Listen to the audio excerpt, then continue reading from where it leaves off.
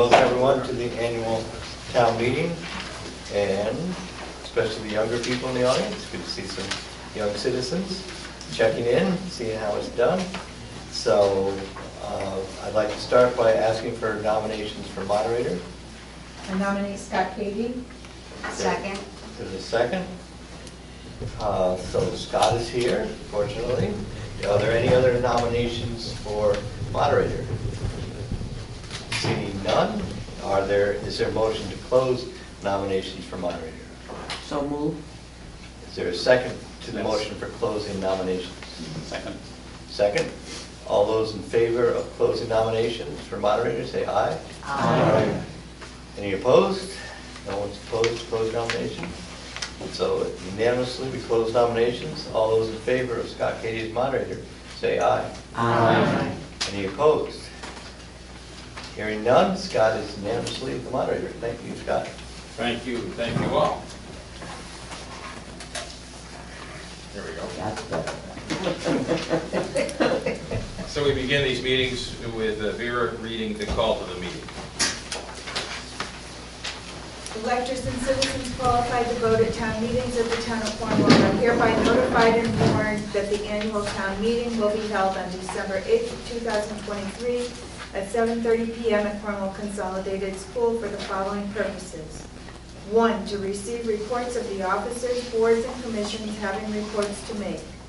2, to adopt the 5-year capital plan for the town of Cornwall as recommended by the Board of Finance and the Board of Selectmen. 3, upon recommendation of the Board of Selectmen, to adopt an ordinance for the establishment of an affordable housing commission. Text available at the town clerk's office. 4, to amend the ordinance last amended October 23rd, 2009, building permit fees to increase the fees as follows. Building permits, first $1,000, current fee $25, new fee $30. Building permits, each additional $1,000, current fee $7, new fee $10. Tent fee, no current fee, new fee $50. Dated and signed at Cornwall, Connecticut, this 22nd day of November 2023 by a majority of the Board of Selectmen. And would you review the voter qualifications, please?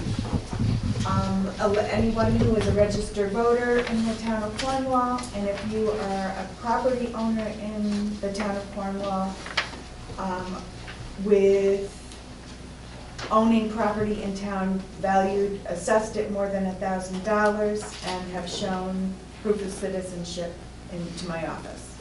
Thank you very much. So, having heard all of that now, Gordon, would you like to review the town report? Sure. And again, this report covers the year past, ending on June 30th.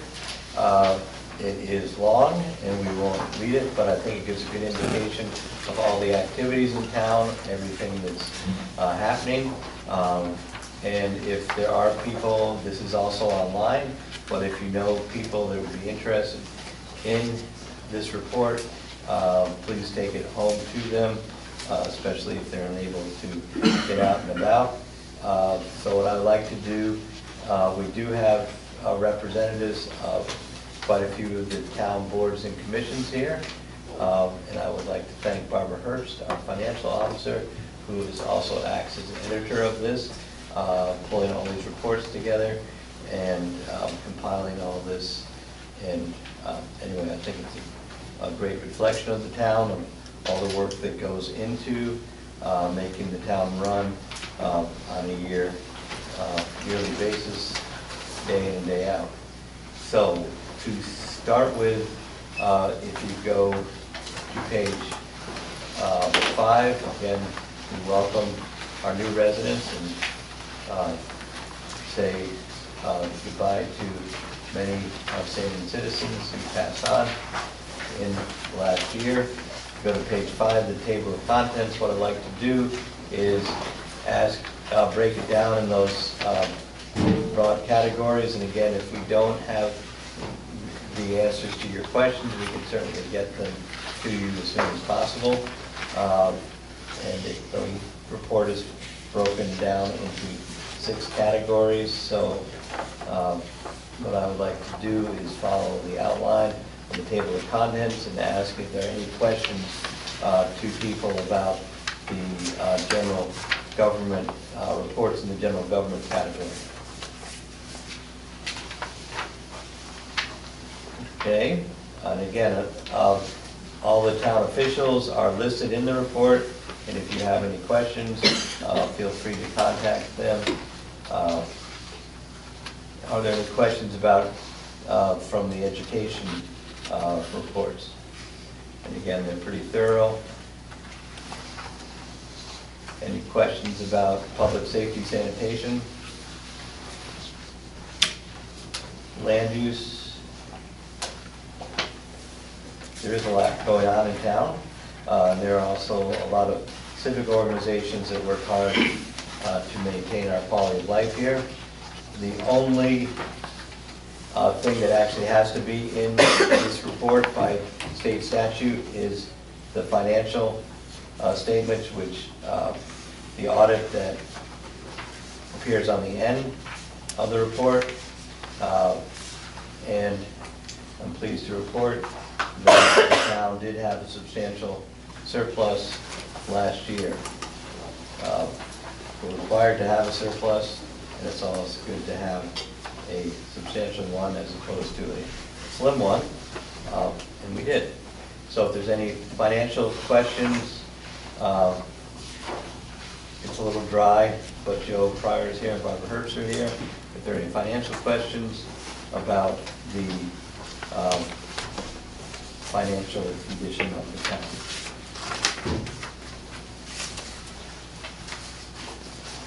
Okay, again, if you have any questions that get sparked by reading this report, feel free to reach out to town officials with any questions or comments. But I think that's it for the town report. Yes, I see no hands, no one coming forward.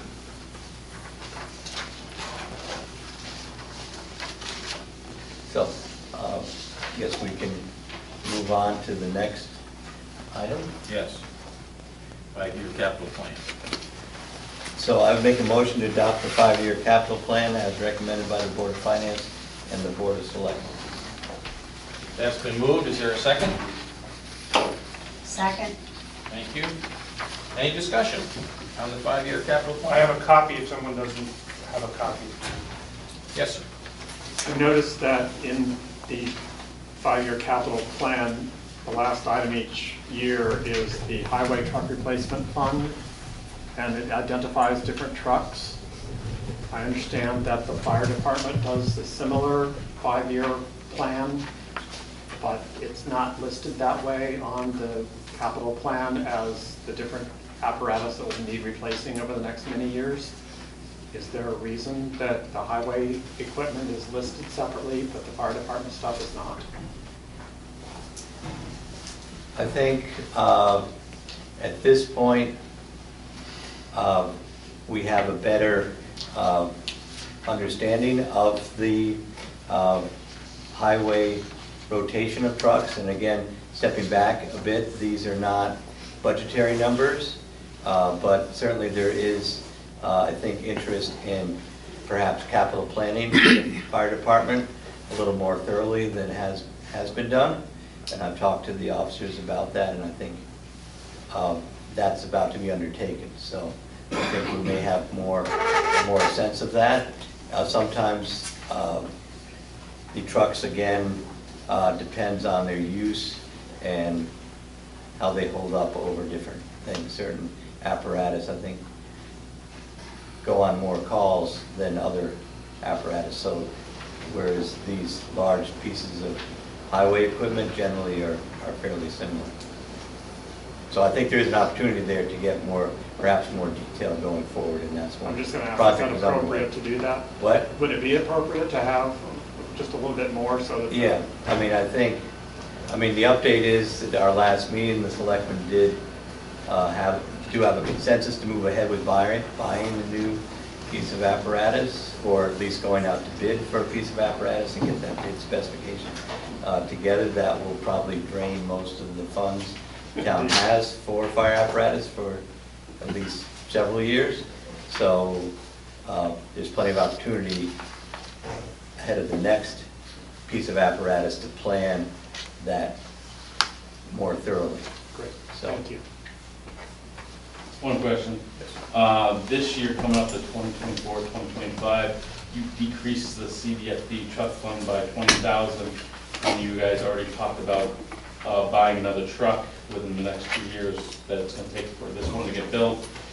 If it's approved, why would you decrease it by $20,000 when you know that every quarter it goes up by 7%? I think right now we put money in for equipment and for apparatus. And again, as the fire department does more capital planning, we can see where those numbers wind up.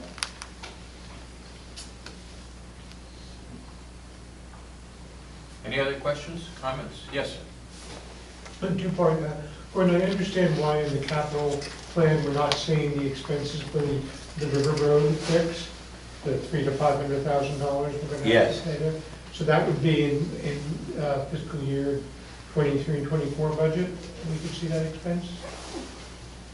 We'll see that in the audit. Again, emergency repairs like that are not necessarily budgeted because we can't anticipate all those things. We can try to, again, plan ahead and try to reduce our emergency repairs, but we have a general fund surplus. Primary reason is for emergencies, but we can't tell ahead of things like Sunday night what will actually break and how to budget for those. And in the same way, what also is not in here is the sewer, or the West Cornwall septic program, which was a whole separate referendum. These are mostly routine expenditures that happen year after year. Some things like expanding the gym on the school or the West Cornwall project will not be in here. And also the major capital expenses won't be in here. They're sort of tackled separately. The point of this is just to do our major expenses, and so those things won't be in it.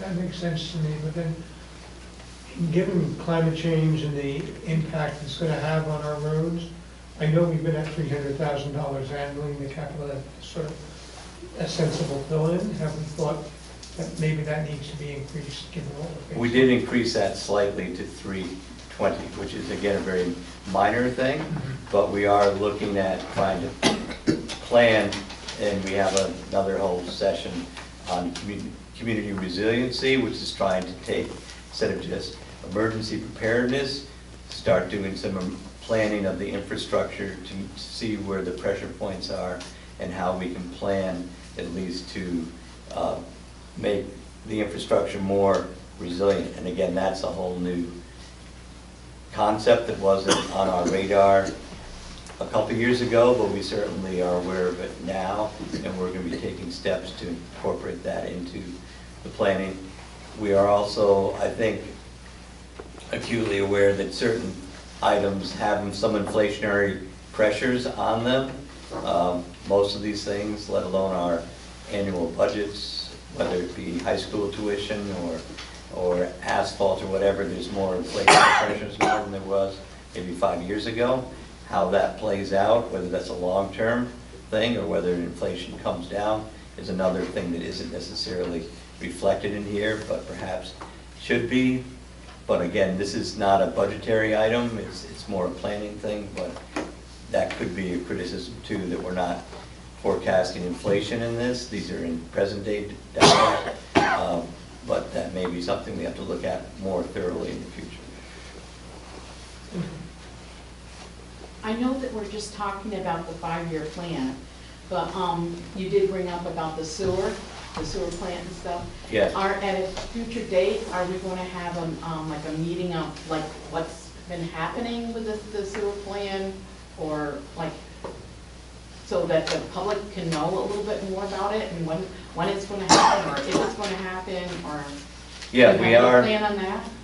we have been updating people at our selectmen's meeting with the progress, and I mean, where we're at right now, we're hopefully more than halfway through the federal review. There has to be, and that's one of the points of this meeting, is that anybody can ask any question about what happened in the past or what's going on with town operations.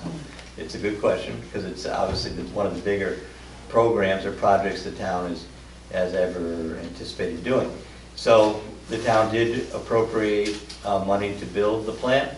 In order to get the $3 million federal match, we had to have an independent engineer review the project itself to make sure it was compliant and was not doing environmental harm more than is necessary. So we are most of the way through that review process. It has to be done by an engineer different than the one that designed the project.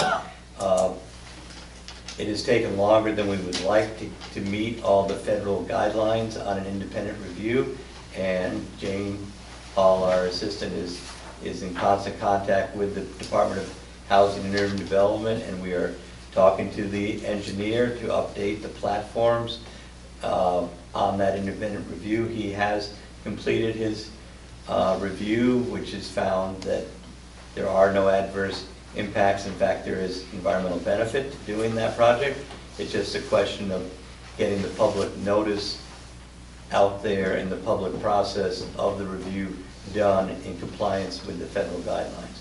So once we get that done, which means we get signed off and we report that we have had no concerns expressed about the program, then we can publish that finding and request the federal funds reviewed or released, the federal funds, the $3 million funds. Then at that point, we can start with the engineer and reinvigorate the committee that has been put in place once we get through this federal review process, and then the design process will happen, and that should take about a year to get the design done, and then the project would go out to bid, and then it would take about another year to construct it. So we hope that it will get designed in 2024.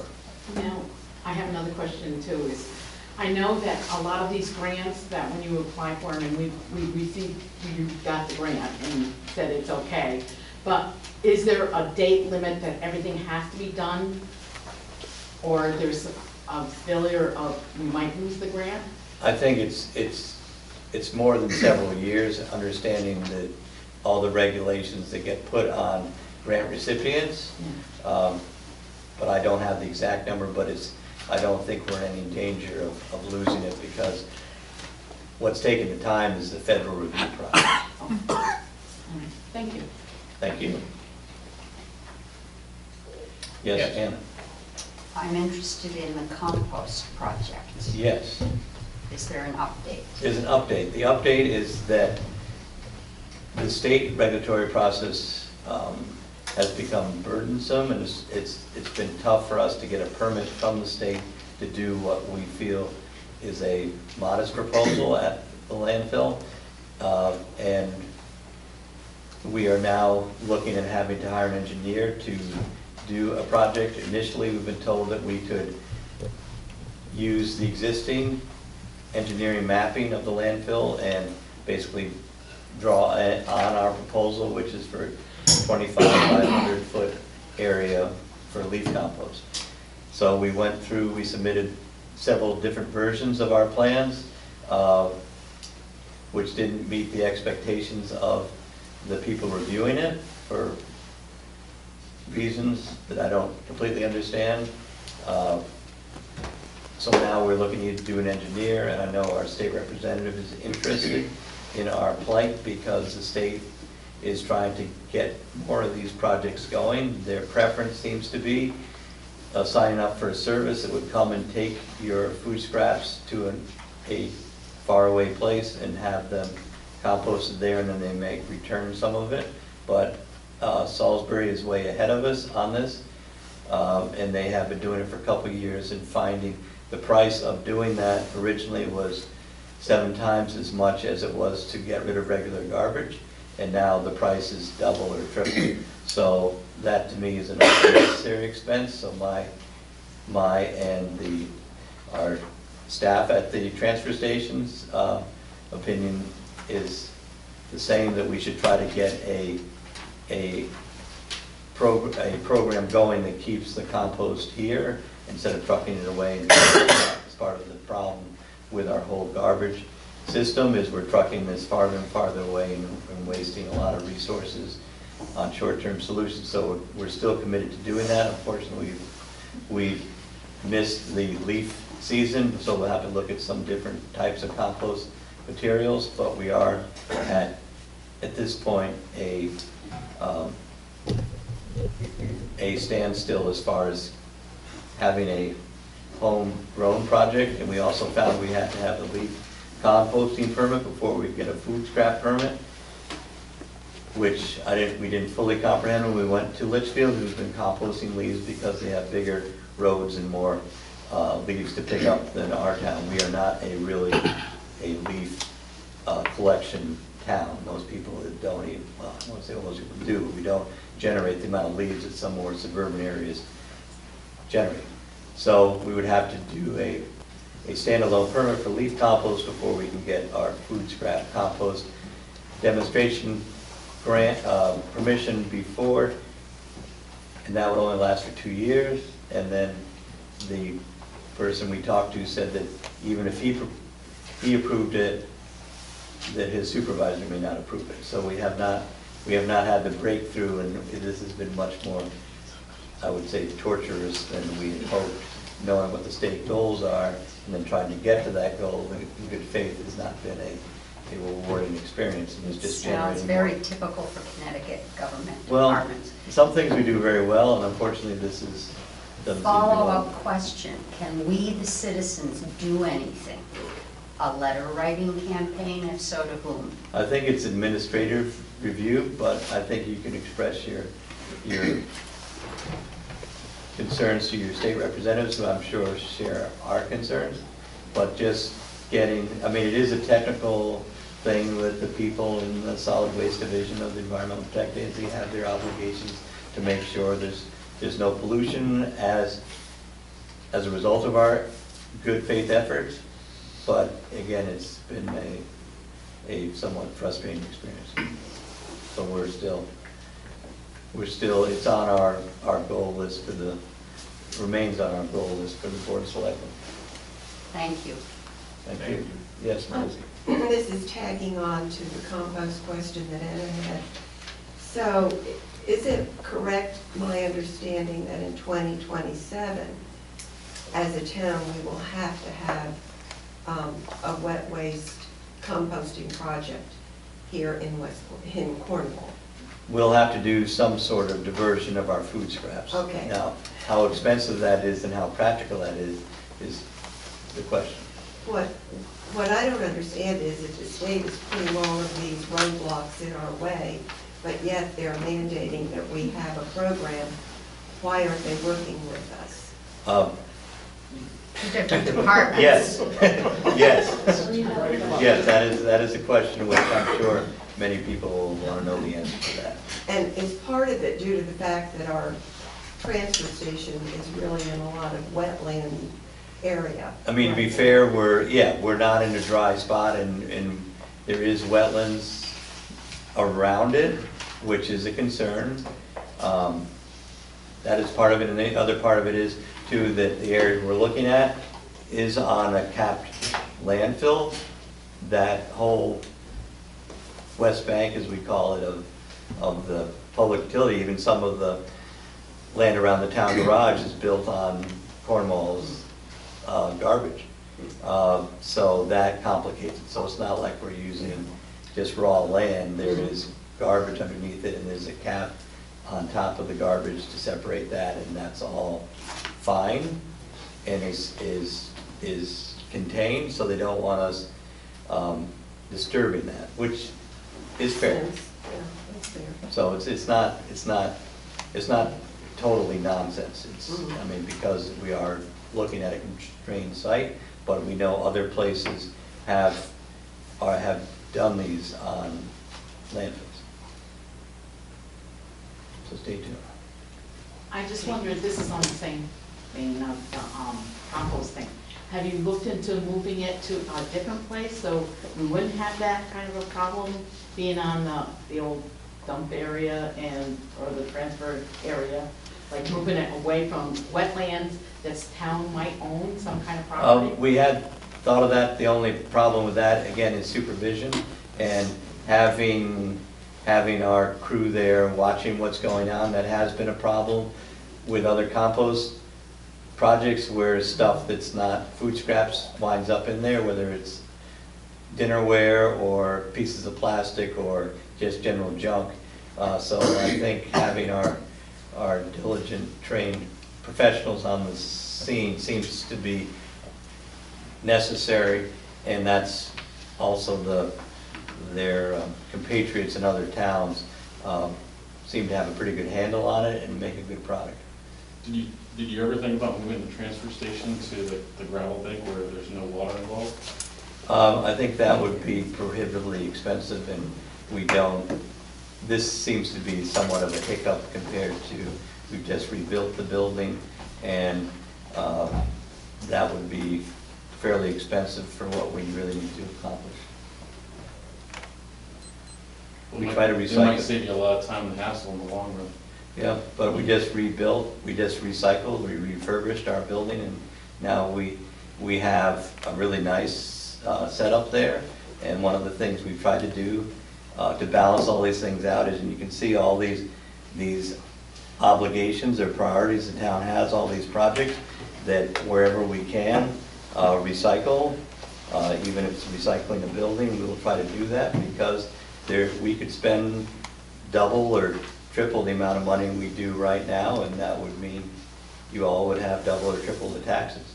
So wherever we can, we are trying to balance out what we have to do and do it legally, but do it as practically and inexpensively as possible, because there are increasing obligations that the town is facing, whether it's, we're looking at a water, just talked to the janitor somewhere. We were down here last week, and the water system here at the school is having issues. We are having, probably every week there's a new way to spend money comes up. So we are aware, let alone the inflationary pressures that we didn't have, cost of materials. So we're trying to, and I think that's one of the reasons we do all this capital planning, is to try to make sure we don't get too many surprises, and how do we make everything we want to do possible without a big spike in people's property tax. That was a good segue. Should we have a vote? Yeah. That was a good segue. That was a segue, good. Yeah, you brought it back. I brought it back home, good. Okay. Any other questions? I think this is just, if we don't get the recycling built in time, is there fines that we will have to pay?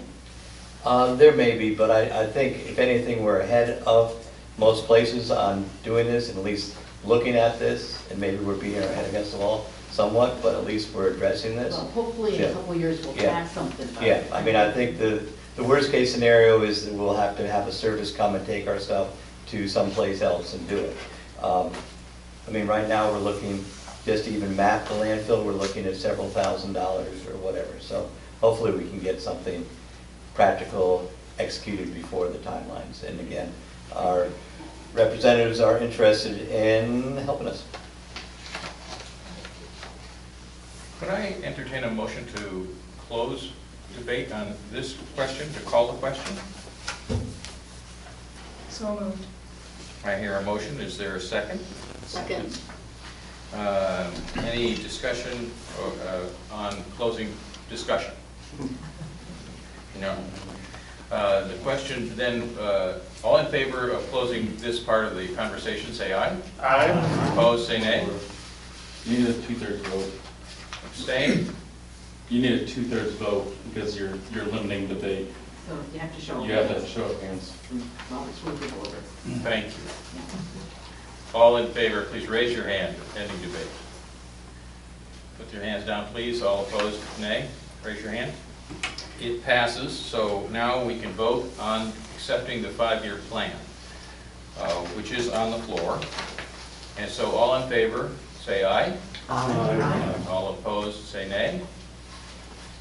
Any abstentions? Very well. The 5-year plan has been accepted. Would you like to make another motion, Gordon? Yes, I would like to make a motion to adopt an ordinance for the establishment of an affordable housing commission. Second. Second. The second has been made. Would you like to address that, Gordon? Sure. Yes, this idea came from our housing task force, which has been meeting regularly to adopt or to implement the town's housing plan, which was adopted a year or two ago. This is patterned on an ordinance that has been in place in Salisbury for several years. And again, housing has been a concern of the Board of Selectmen and the Planning and Zoning Commission for a very long time. We just read at our last Selectmen's meeting that Connecticut had the 4th highest increase in housing prices of states in the last year. And the housing prices in Connecticut as a whole have gone up 60% in the last 5 years. In Litchfield County and Cornwall particularly, they've gone up even more than that. So if anything, the problem has not gotten any easier, and it seems like this would go a long ways towards helping to solve a long-standing problem in the town. So that's the background of how we got here. One thing I did want to mention was that in the draft ordinance, we did not have a mention of how many members would be on the commission and how they would be appointed. So I would like to amend this motion to say that the commission would be an 8-member commission appointed by the Board of Selectmen in staggered terms of 2 and 4 years, and subsequently they'll have 4-year terms.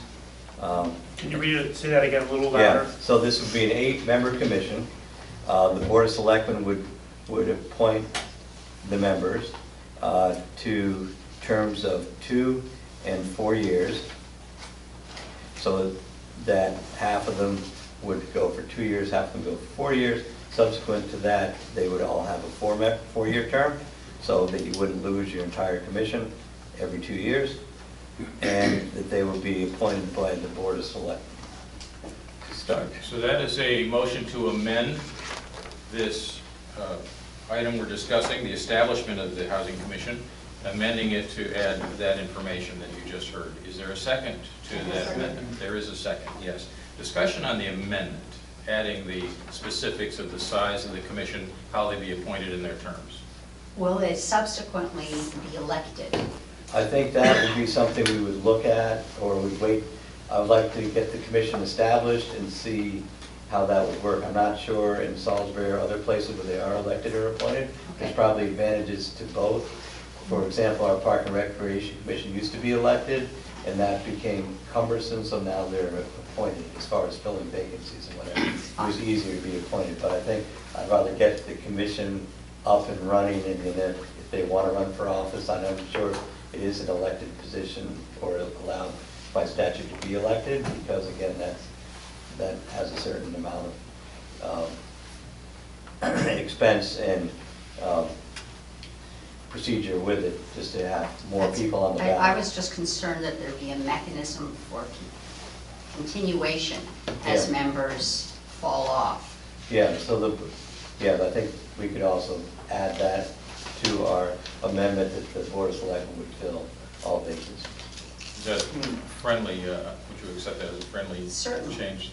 All right. Yeah. So, other questions or concerns? Yes. I wondered about, toward the end, in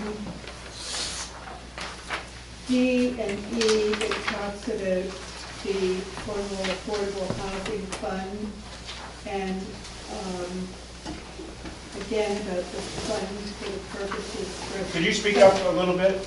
I'm asking about references to the Cornwall Affordable Housing Fund and also to an ordinance establishing the fund. Could I just Is that going ask? to come later? Yeah, well, it's not germane to the discussion about the amendment. We're discussing whether sorry. to amend, Sorry, I That- can't, that's I okay. can't hear everything. whether to add in the numbers, the selectmen selecting the first set of people at least, and their terms, And filling vacancies. and vacancies, yes. Any other discussion about that? Then we'll take a vote on amending. All in favor, say aye. Aye. Opposed, say nay. Any abstentions? All right, so now you have before you the amended motion to establish the commission, and you know the size of the commission and how they will be chosen, their terms and replacement of absentees and so on. So we're back to that discussion. And yes, sir. So Maggie, to answer your question, now that we're back to the main motion, would be, there is also the companion ordinance to this would be establishing a fund, which in Salisbury relies on town expenditures to fund this organization.